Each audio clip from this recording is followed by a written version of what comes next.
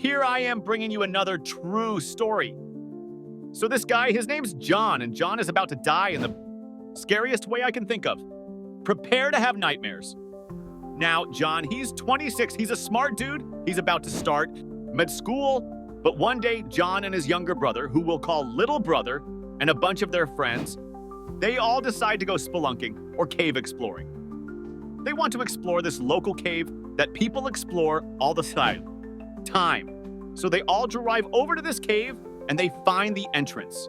It's not like one of those big caves you'd see in a cartoon.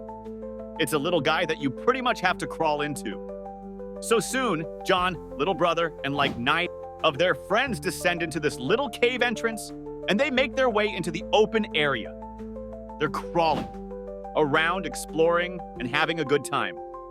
Then, about an hour later, they're still at it, and John, Little Brother, and a couple of their friends decide to check out this area called the Birth Canal, which is a long, narrow tunnel that you have to crawl through. That tunnel eventually opens up into a bigger area. They explore deeper into this cave, and John crawls through the narrow tunnel part of the Birth Canal. This passageway is really pretty tight, and as he crawls deeper into it, it gets tighter and tighter. But no matter how narrow this tunnel gets, John keeps pushing forward because he knows the larger area of the Birth Canal is coming up. But then, like out of nowhere, suddenly the tunnel takes a sharp downturn and bam, he slides down into an even smaller tunnel. And then, kaboom, he's stuck because John was never in the Birth Canal. He actually took a wrong turn and ended up in a dead-end tunnel. And now he can't get out. So, John immediately tries not to panic, but his arms are pinned in such a way that he can't use them. And to make it worse, he's upside down, so all the blood is quickly rushing to his head. So John is scared and he yells out for help. Little Brother catches up to him and sees John's feet kind of sticking out of the crevice. And he tries with all his force to pull him out. But unfortunately, he can't get any leverage because he's in a narrow tunnel too. Pretty quickly, Little Brother crawls back out of the cave and calls 911, and he's like, "Come quick, my brother is stuck upside down in a cave." And 4 hours later, the rescue team starts to arrive. It took a while because it's late at night, and this cave is way out there. The first to arrive on the scene is this woman, Susie, and she's small, but she's an experienced spelunker. So she crawls into the cave and gets to John pretty quickly, and she's like, "We're gonna get you out of here." Susie ties a rope around John's ankles and tries to pull him out, but she immediately realizes there's no way she can do this on her own. So they bring the rope outside to the entrance of the cave, where there's room for multiple people to pull it. They all grab the rope and they pull and pull, but the rope keeps getting caught on the rocks and it's just not working. They can't get him out, and even more time passes. By this time, a whole-ass rescue team has shown up, and they put their heads together and decide the only way to get John out is to set up a legit rope and pulley system, which means they're going to have to drill into the walls of the tunnel. So they start drilling into the walls of this tunnel, but this process is excruciatingly slow. Not to mention, it's humid as hell in that cave. After a couple of hours of them drilling, Susie, who is the closest to John, she can't do it anymore. She has to tap out. So then another rescuer steps in, this guy Ryan. Now, Ryan's in the cave closest to John, and he's basically just looking at John's feet. He and John talk and have conversations for hours as they wait for the team to set up this pulley system. Meanwhile, John's wife, Emily, she's back at her in-laws' house, and they've been informed that all this is going on. She's just there waiting on this phone call of someone saying John is okay and he's out of the cave. But unfortunately, that call doesn't come. So then, the next morning, she and some other family members head over to the cave site. They get there, and by this time, there are over 100 people there, all working to get John out. They still can't do it.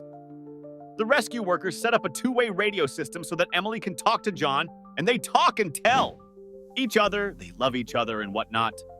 It's a nice moment, but then even more time passes, and at this point, John has been in there upside down for 19 to 18 hours, and the pulley system is finally ready. So Ryan secures the rope around John, and Susie and 7 others on the ground outside, they count down and start pulling. They pull and pull and pull as hard as they can. And suddenly, John starts to slowly rise out of the dark. They pull again and again and again, and by the fourth pull, John lifts out of the crevice. He's almost out until suddenly, kaboom! A small arch in the cave crumbles, and one of those metal rings snaps forward and hits Ryan in the face so hard that it knocks him unconscious. John immediately falls back down into the crevice shortly after when Ryan regains consciousness. He's bleeding and his jaw's broken, so he has to leave the cave and go get medical attention. So Ryan's dad comes in and takes over that spot, and then Ryan's dad ends up getting stuck in part of the tunnel. But luckily, it's only for a while, and he's eventually able to get himself out. This whole time, while they're trying to get him out, the worst is happening to John. His breathing starts to get more and more shallow, and little by little, he gets less and less responsive. Being upside down in that position for so long is putting strain on his heart. Okay, let me explain to you why this is so dangerous for John, because I know you're probably thinking, so what if he's upside down? Is it going to make him dizzy? Is it going to give him a headache? No, it is much worse than that. Your body is designed to function and pump blood right side up. That's what it's always done its whole life. It is accustomed to dealing with gravity in only one direction. So when you go upside down for a long period of time, gravity causes blood to rush toward your head, which will cause your heart to work harder to pump all that blood against gravity, greatly increasing the stress on your cardiovascular system. The human heart can actually deal with this kind of stress for a long period of time. I mean, hours, I'm sure, but eventually it's going to give out. Not to mention, all of those organs in your lower abdomen are now sitting above your lungs, meaning they can push down and put weight on your lungs, making it much harder for you to breathe. And if this sounds like torture to you, that's because it is. Literally, many cultures in the past used to hang people upside down as a form of torture. It's called inverted hanging, because a normal hanging generally unalives you instantly. But an inverted hanging is a long, painful way to die. Anyway, the rescue team keeps trying, and they drill even more holes to re-rig the pulley system so they can give it another shot. But that's taking a long time, and everyone's working their ass off to make this happen. But then, just before midnight, John has become completely unresponsive, and they have a paramedic crawl into the cave to check his vitals. The paramedic determines that, sadly, John has passed away. He had been trapped upside down for over 27 hours until he died of cardiac arrest. And here's what John looked like in real life. And the worst part is, John is so deep in that cave that they can't retrieve his body, so they just have to leave him there permanently. Ultimately, they close that cave to the public forever, and they seal it shut. Eventually, they put a bronze plaque where the entrance of the cave used to be, a plaque that memorializes John and serves as a reminder of probably the worst way to die.